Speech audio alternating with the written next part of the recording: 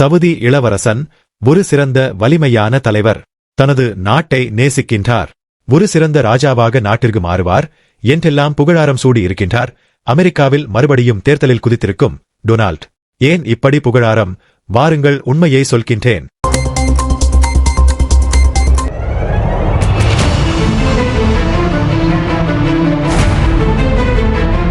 இது குளோபல் லைப்ரரியின் ஓர் சமூகவியல் ஆய்வு.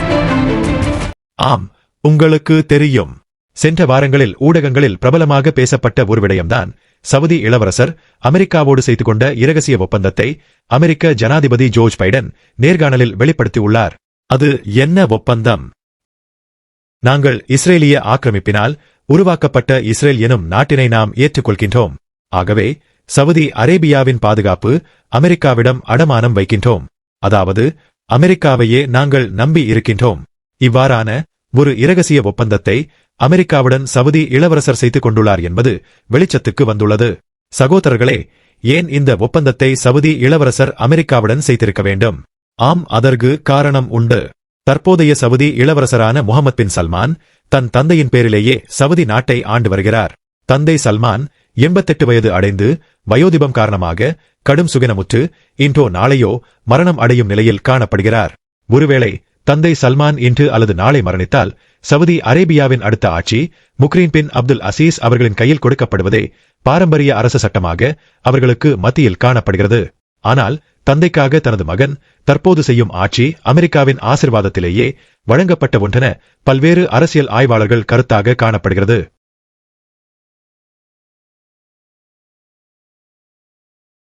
இந்த வகையில் சவுதிய இளவரசர் அமெரிக்காவோடு ஒரு ரகசிய ஒப்பந்தத்தில் ஈடுபட அப்படி என்ன காரணம்? ஆம், காரணங்கள் பல உண்டு. 1. தந்தை சல்மான் மரணித்தால் அடுத்த சவுதிய அரசராக முக்ரீன் பின் அப்துல் அசீஸ் அவர்களே முடிசூடுவார். ஆட்சி பறிப்போவதை விரும்பாத இப்போதைய இளவரசன் எந்த வகையிலாவது தடுத்து நிறுத்த வேண்டும் என்று இதற்கு பொருத்தமான ஒரு வழிமுறையை இனங்கண்டுள்ளார். ஆம், அதுதான் அமெரிக்காவை தலையிட செய்வதாகும். எனவே இந்த அமெரிக்க சவுதி சல்மான் ஒப்பந்தத்தின் அடிப்படை இதுவாகும். இவை அல்லாது ஈரான் தற்போது மத்திய கிழக்கின் மிக பெரும் சக்தியாக வளர்ந்தது மாத்திரமல்லாது ஹவுதிகள், ஹிஸ்புல்லாக்கள் என பல ஆயுத போராட்ட குழுக்களை ஈரான் உருவாக்கிவிட்டது. எனவே எதிர்காலத்தில் ஈரானின் அதிகாரம் சவுதியின் பொருளாதார, கலாச்சார மற்றும் அரசியல் துறைகளில் செல்வாக்கு செலுத்தும் என்பது மறுக்க முடியாத உண்மை. ஏனெனில் தற்போது சவுதி அரேபியா இஸ்லாமிய கலாச்சாரங்களுக்கு அப்பால் விலகிச் சென்று சமகால கலாச்சாரங்களுடன் இணைந்து வருகிறது.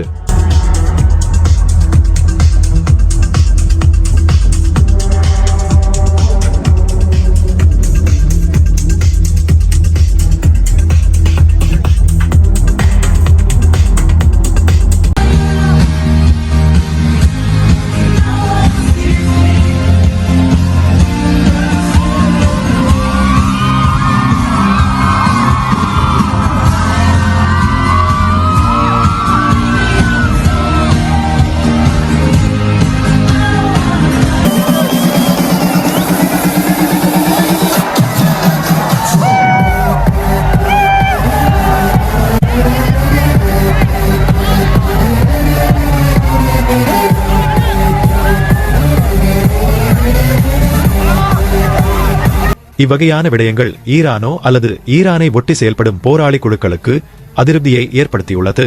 ஆகவே நிச்சயமாக வரும் காலங்களில் சவுதி அரேபியாவின் சகல விடயங்களிலும் ஈரானியம் நுழையும் என்பதை சவுதியின் தற்போதைய இளவரசன் அறிந்து வைத்திருக்கின்றார். எனவேதான் இவ்வொப்பந்தம் சல்மானுக்கு அவசியமாகியது. இதன் மூலம் அமெரிக்காவின் படைகளையும் ஆயுதங்களையும் அரேபியாவில் குவித்து தமது அரச பரம்பரை பாதுகாக்கலாம் என்று இந்த ஒப்பந்தத்தை கச்சிதமாக முடித்துள்ளார் இளவரசர் சல்மான்.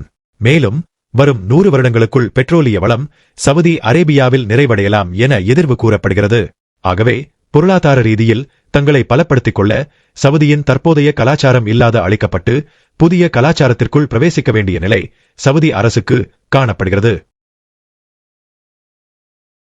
இவ்வகையில் சுற்றுலா பயணிகளை கவரும் நோக்கில் அவற்றின் அடிப்படையாகவே தற்போது திரையரங்குகள், மதுபான சாலைகள், பெண்கள் அழகு கலைகள் என என்றும் இல்லாத வகையிலான பல்வேறு களியாட்டங்களும் சவுதி அரேபியாவில் அறிமுகப்படுத்தப்பட்டு வருகிறது.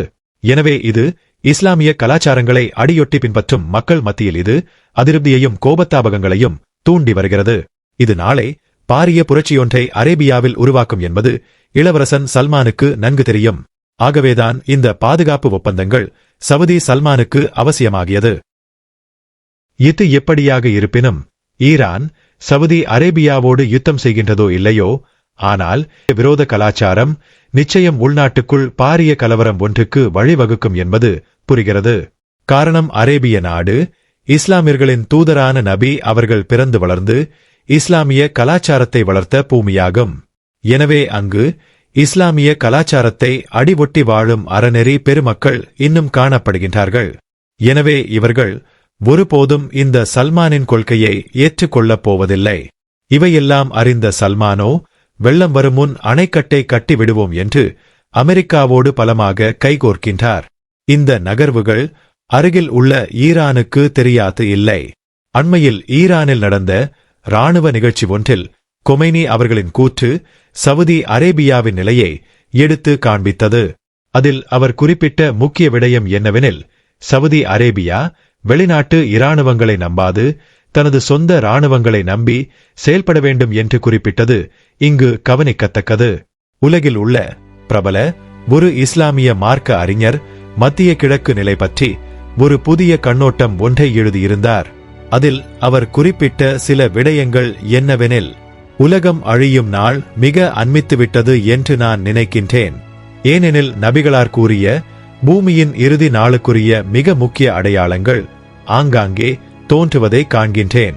இது பற்றி நபிகளார் எம்மிடம் கூறி சென்ற உலக இறுதி நாளுக்குரிய பிரபல அடையாளங்களாக உலகில் உயரமான கட்டிடங்கள் எல்லாம் அரேபிய தீபகற்பத்தில் தோன்றியிருக்கும். செல்வம் வழிந்து ஓடும்.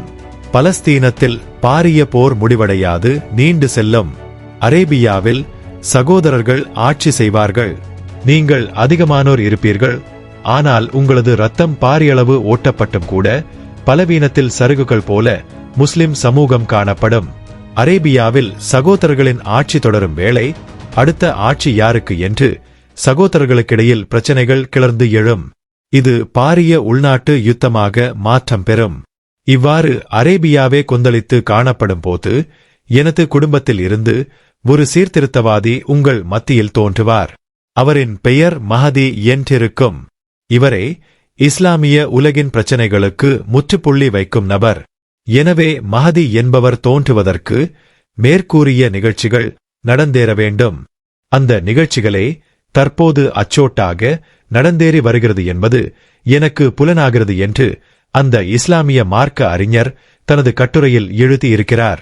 மேலும் அவர் தனது கட்டுரையின் ஓரிடத்தில் மகதி தோன்றினால் இறுதிக் கட்டத்தில் இயேசு கிறிஸ்து தோன்றுவார் என்றும், அதனைத் தொடர்ந்து வரும் காலங்களில் உலகில் இறுதியாக சூரியன் மேற்கில் மறைந்து மேற்கிலேயே உதயமாகும் என குறிப்பிட்டு, அவ்வாறு உதயமாவதற்கான அடிப்படை பூமியில் ஏற்பட்டுள்ளது என அக்கட்டுரையில் விவரிக்கின்றார். அதாவது பூமியில் சூரியன் கிழக்கில் உதித்து மேற்கில் மறைவது போல் தென்பட காரணம் பூமி மேற்கிலிருந்து கிழக்காக சுழலுவதாலாகும். மாறாக பூமி கிழக்கிலிருந்து மேற்காக சுழற்சி அடைந்தால் சூரியனோ மேற்கில் உதித்து கிழக்கில் மறையும். ஆனால் தற்போது பூமியானது மேற்கு கிழக்காகவே சுழற்சி அடைகிறது.